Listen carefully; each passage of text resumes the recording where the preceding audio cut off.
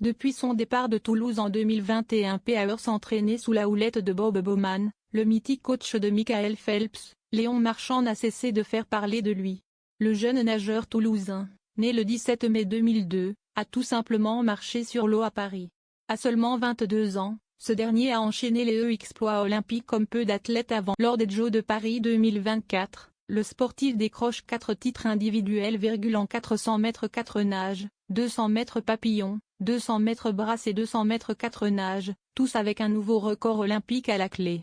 Une performance hallucinante qui lui vaut une médaille de bronze supplémentaire en relais, et le titre d'athlète le plus médaillé de ces Jeux.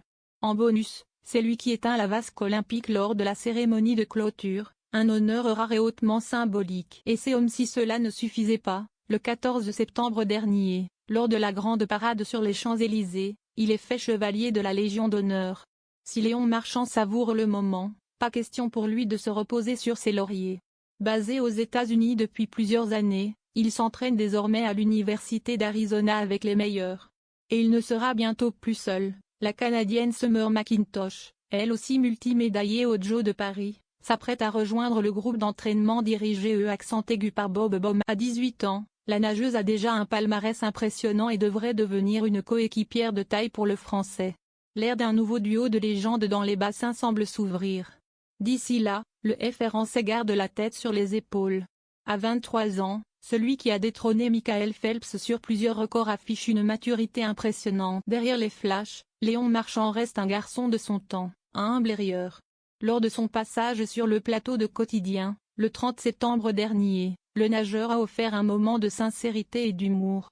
Interrogé par Yann Barthès sur sa nouvelle notoriété, il admet que sa vie a basculé depuis les Jeux, « Mon statut a changé.